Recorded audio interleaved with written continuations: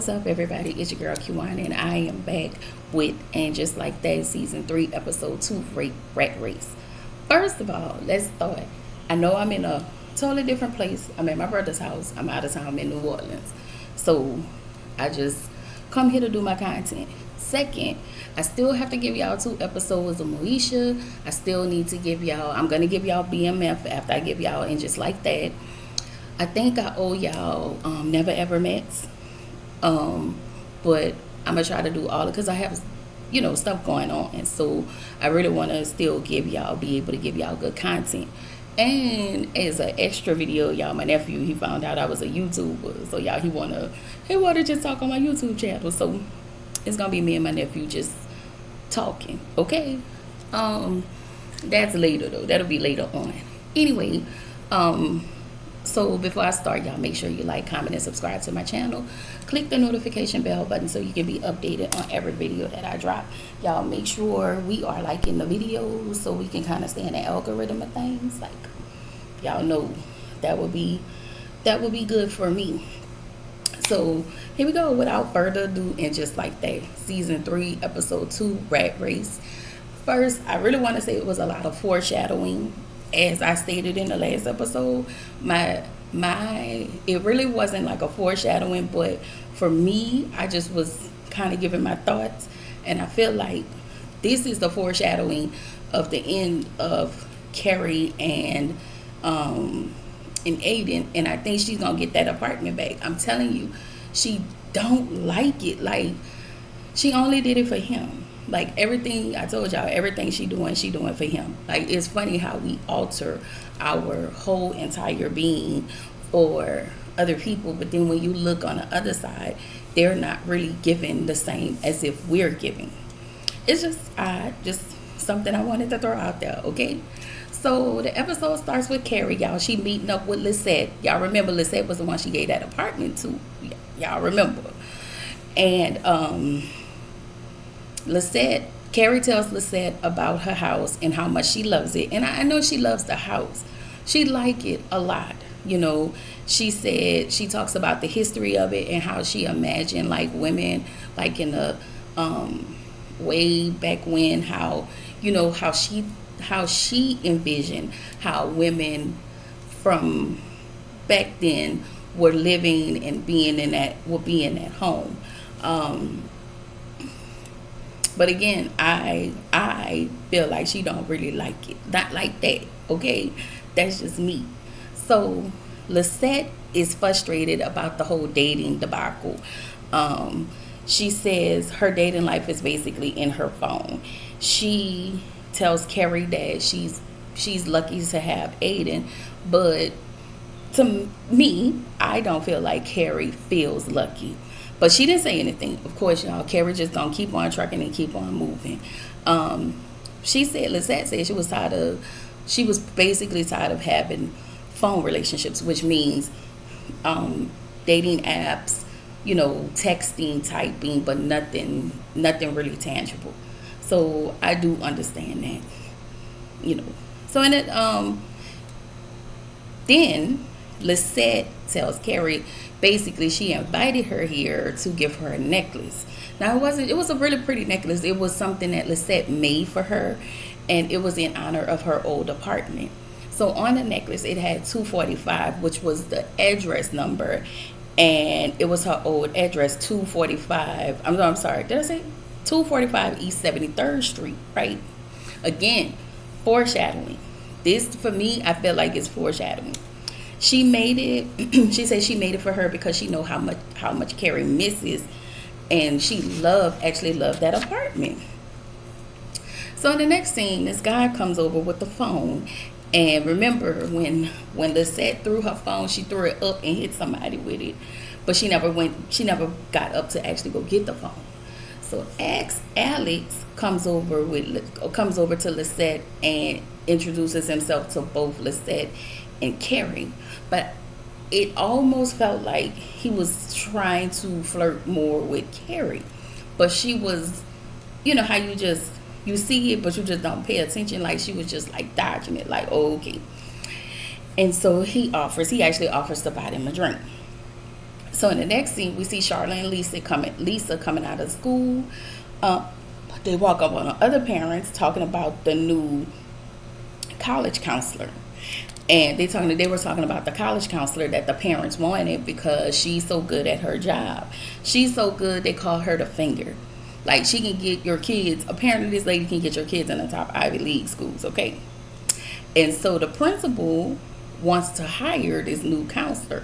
So Charlotte and Lisa overheard the conversation. They go into the principal's office and tell him what they overheard, and that the parents wasn't happy with Debbie, who is the old counselor, who is the other college counselor. And so he was like, listen, Debbie can do her job, but she not that girl. So the one with the fingers, she is that girl, okay? He said that she got 9 kids into Harvard. They say she's that good. So we get to the next scene. Y'all know, of course, last week Carrie started writing. So she in her backyard writing her next book, and then here come the rats. When I tell y'all, it be tons and tons of rats. Like, I would have never, like, y'all could have this house back, okay? Y'all can have this brownstone, whatever it is, y'all could have it back, okay? So as she's in the house, she's of course she got a little nervous about the rats. So she's texting Aiden, to let him know what happened in the backyard, and just basically just wrapping it up in a small bowl, how much she misses Aiden. And so she wrote all of that just to come back and delete it, okay? And so y'all know Shu, her cat, like, kind of brushed her foot and she jumped. And again, that's from being startled by the rats from earlier. And so we get to the next scene. Miranda is in the break room. There are 2 ladies sitting there watching a reality TV show called By Bingo. And Miranda was like, well, what y'all watching? And it was like, we're watching By Bingo. And it was telling her it's a reality show, another dating reality show. It was, and Carrie was like, okay, this is now decreasing my IQ. So as she was looking at it, she was getting hooked. Y'all know how that go. We get interested and we be like, why are we watching this? Like, let me tell y'all, I used to do that. I do that with Love and Hip Hop Miami. I'd be like, man, why I'm watching this? But I really like it. Low key, high key, I really like Love and Hip Hop Miami. And if y'all looking for a show, one of my reviews, that is one of the shows I review, so y'all can go around there and check that out. Check that. But I like Love and Hip Hop Miami, and if you've seen some of my reviews, the first thing I say, where's Suki? Okay. So anyway, in the next scene, Carrie comes out to find her garden cleared because of the rats. She called some people, to come out, and wherever the rats are nesting, she wanted to pull up, the plants, but it was completely empty. Now she knew something was going to be pulled up, but she didn't know she was going to come back to just all ground and dirt. So she was like, okay. So she goes upstairs and she goes back into the house, and she takes her necklace and she put her old key on it again. So this is the part where she got paranoid. So she got paranoid about the rats, that as she's sitting there, Shu kind of brushed up on her leg and she jumped. And she, because she was like, oh my God, I thought you was a rat. And it was Shu. Y'all know, I told y'all Shu was the cat. And let me tell y'all, I want y'all to notice how she does not want Shoes to go out of the door. Like, I think because she doesn't want him to just she don't want Shoes, Mr. Shoe or Miss Shoe or whatever, to be wandering around. So she go out the door, and she's pretty guarded when it comes to Shoes. So she turns around and she picks Shoe up, she talks to Shoe about, hey, don't scare me like that.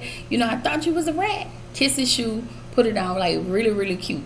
She turns around and Aiden is in the house, and she jumps again. And she was like, oh my God, when did you get here? How did you get here? And apparently the people that's downstairs in her backyard, they let Aiden in. And so he tells her Wyatt is home with his mom's family. So he came down to be with Carrie. And so, of course, y'all know they go do what they do best.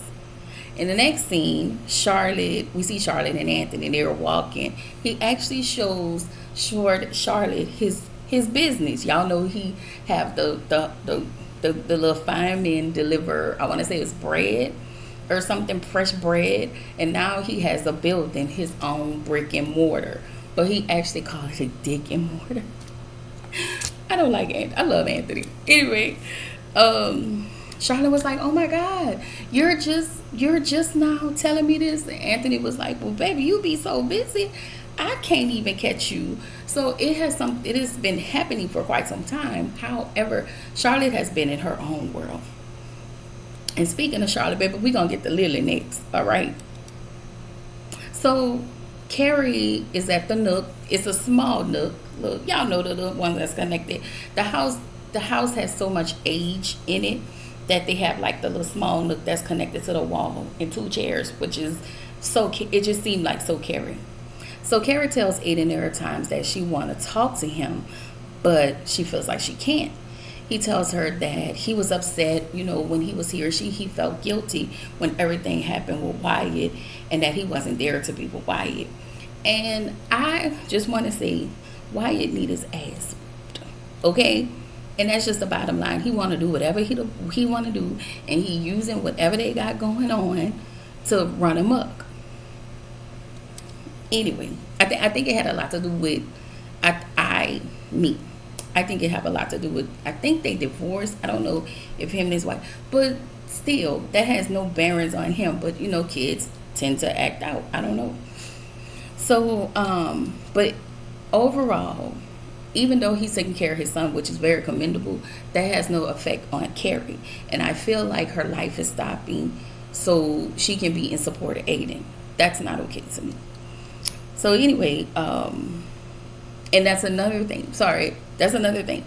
The fact that he can't talk to her when he wants, it's like you allowing this kid right here to control the strings in your life. Like, that's just what it's giving me, and I feel like Carrie is wasting her time.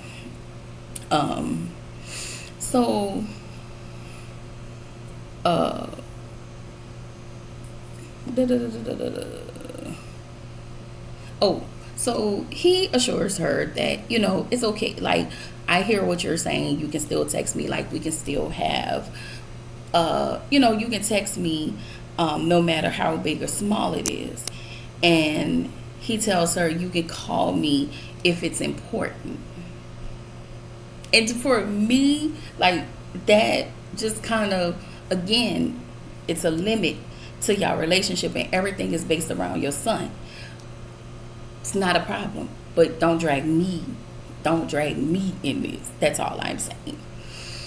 So she's asking him, okay, so when do you deem pretty much it's important? Do I call you anytime, or can I call you during business hours? Or, you got to be specific, okay?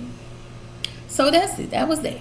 So in the next scene, we just see Miranda sitting at her desk. She was supposed to be watching C-SPAN, I guess, but she's on C-SPAN on her computer, but then on her phone, she watching Buy Bingo, because she done got, y'all see that Lynette?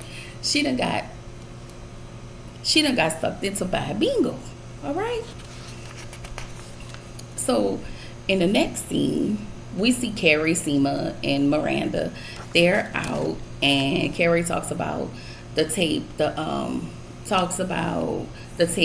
she told Aiden that she wanted to purchase for them in her house, of course. And the response he left was a thumbs down. And she felt like, as a grown man, that's childish, like, just say whatever you're gonna say. And I think she's making it more than what it is. I think her huge problem is this relationship in its entirety. Period. And so Miranda tells Seema that this hot dude, it was really cute. The older white man sitting over there on the other side, really checking Seema out. When I tell y'all Seema gets these men, okay, I'm here for Seema. I live. So she said, I dated men like him already. And there's a waitress that comes over and makes their guacamole for them. And so Seema tells the lady she can't waste her time like she did with Robbie. Miranda tells her she sounds like she sounds like the only smart contestant on Bad Bingo. And she adds, have y'all ever watched that? Of course, they know what it is, but they've never watched it. So Miranda says she can feel her IQ dropping, and she said sometimes she's screaming at the TV, and the waitress said, I do the same thing. So now there's a waitress who actually watches Bad Bingo, and so they're now talking about it, which this is why I wanted to come do my YouTube channel, because I watch hella TV all the time. All I do is watch TV, and so it's hard to have people who watch the same thing you watch. So it's easier to come on here, get my angst out, even letting y'all know y'all gotta really be screaming at the TV at some of this stuff in these shows. I'd be like, girl, So it's easy for me to come on here, start my channel, give out my opinion on what I see, and that's that. Y'all, this little hair of mine, I don't know, Lord. Anyway, so I understand. Like, I get Miranda. So I was like, okay, and that's well, and I know this sounds crazy. This sounds so crazy, but I was like, man, am I the only one that do that? So Miranda says, she said she hate watching a reality show, and Seema was like, you know what? I feel like I'm hate dating, and no. Miranda says she feel like she's hate watching the show, and Seema was like, and when I date, I feel like I'm hate dating. And Kara was like, is that a thing? And so we get a montage of Seema's dates. So she went on like 4 or 5 dates with multiple men, and as they were explaining things to her, she was able to clock them. I mean, she was clocking the out of them. Okay. When I tell you I was doing this, y'all, my daughter taught me how to do that. So I was doing that to the TV because I was like, okay, I don't think Seema is mean. I think she's been around men to know, like, I know the type you are. So you coming to explain this to me, it's the same man. It's just it's the same story, just a different person. So it was almost like she was low key. She really was low key clocking him, and so she started ending those dates. So we get back. Miranda is at her office, and she sees an old friend named Joy, and she catches up with Joy. Joy was like, "Tell me something salacious," and she was like, "Baby, I slept with a virgin who was a nun." Joy got up, closed the door, and just went from there.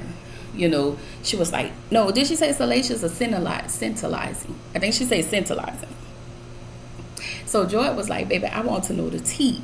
Don't tell me nothing that, work and all of that. Baby, tell me what you got going on. Give me the tea, okay? So Charlotte, in the next scene, we see Charlotte and Lisa again. So Charlotte is actually stalking the Finger Lady's Instagram. She gets the information, calls Lisa, and they go to her son's baseball game where the Finger Lady is located, so she can interview her kids to get into their kids to get into an Ivy League school. So Charlotte kept calling Lily. Lily was at ballet practice because it's obvious y'all know Lily, like the little boy in ballet. And Lily plays the piano. So as they're practicing, she's playing the piano for their rehearsals. So in the next scene, Lily let me not say that, because she's not. She's just a young woman. So Lily is in the stairs kissing on Diego is his name. He's a really cute little boy. And so Charlotte, prior to that, while she was playing the piano, Charlotte kept calling, and Lily, she didn't answer. And so she goes to the stairs. She busts Lily and Diego over there kissing. And I didn't have a problem with that. I have a problem with how Lily talks to her mother. And she was like, I'm so sorry. She was telling Lily, I'm sorry. Sorry? The way, Charlotte, because I know you got on red bottoms. If you don't take them red bottoms off and pitch that shoe at that girl, like, who you talking to? Because you got the game messed up. Like, that's how I will be. But see, that's just me. Once again, that's just me. But y'all know, I ain't never threw no shoe at my children. No. But don't listen to me. So anyway, in the next scene, Seema gets to work and her secretary tells her she had a phone call for a dude. He apologized for, being too much on a date or whatever. And then in the next, her colleague comes out, because Seema was like, listen, they just do the same thing all the time. Seema's just over it at this point. So her colleague actually introduces her to somebody named Sydney. So we thought it was an actual date, but it happens to be a matchmaker. So she meets the matchmaker Sydney at the restaurant, and she tells Seema basically, in order for you're gonna have to listen to me and do what I ask you to do in order for you to get a date, in order for you to catch the person that you're wanting. First of all, let's start with the fashions. You wear leopard and you wear black. What she said? No, she didn't say.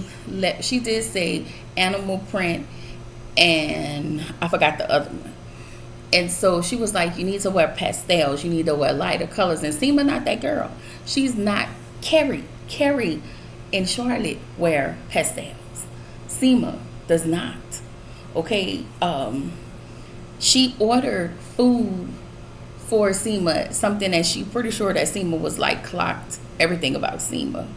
And so we get to the next episode.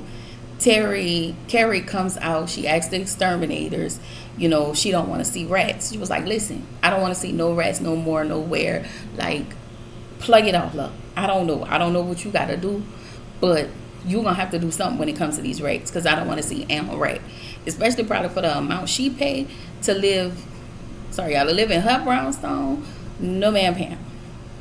So Charlotte and Lisa, they get to the little baseball game. No, I'm lying. Charlotte and Lisa are at the home. It's Thursday.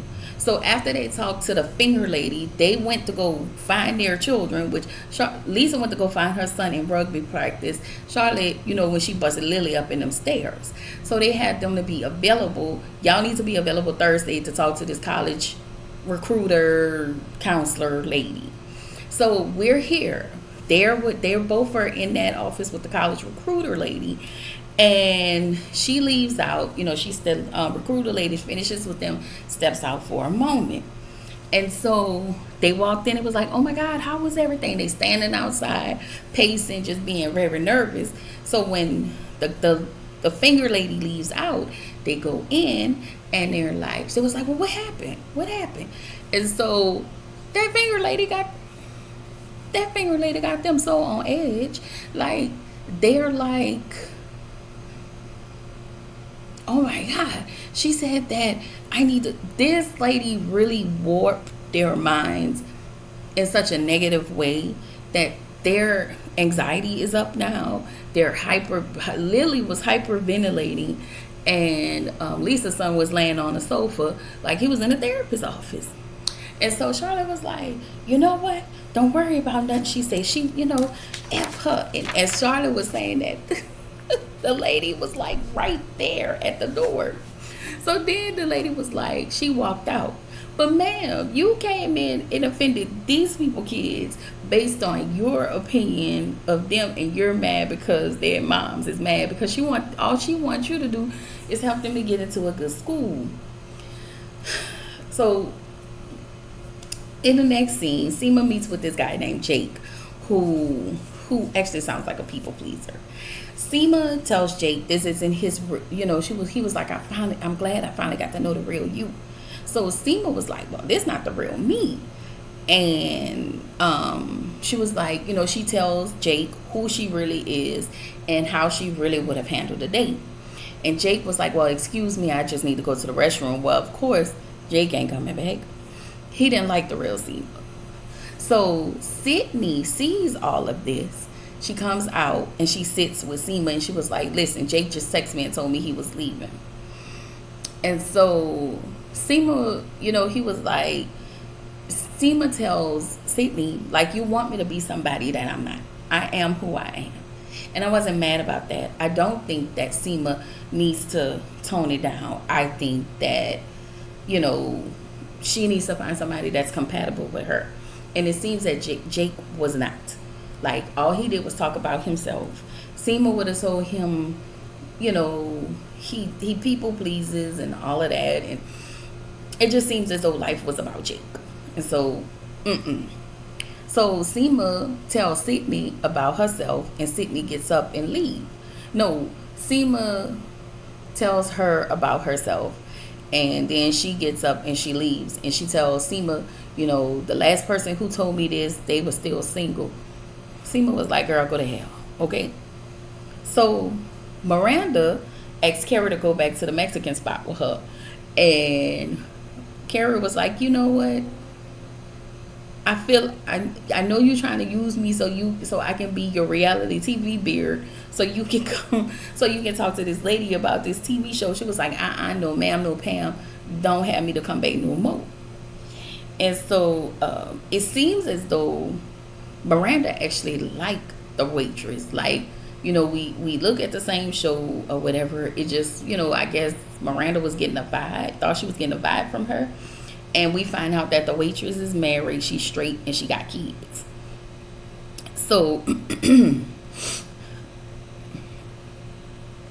Miranda then realizes, I'm sorry, y'all, that she's playing dating bingo. And we found out that Miranda actually have a little thing for Joy. But because her and Joy work together, she was like, I don't want to mess that up. And that's totally understandable, because you don't need to eat where you lay. I mean, you don't need to get your money and your honey in the same place. Okay? So in the next scene, Carrie thought she lost the shoe. Not the shoe. Carrie went downstairs. She didn't see Shoe in the house. She asked the exterminator guy, where's my cat? Where's Shoe? He was like, she went outside. And y'all know Carrie panicked. And then she goes outside to see this man. He was fine. She see this man with Shoe in his hand. And Shoe was just laying there like she was just in heaven. Like, we found us a man, mama. All right. And actually, it turns out that he is the gardener. She had a standing appointment with. Baby, when I tell you that thing was bearded and fine, I was like, okay.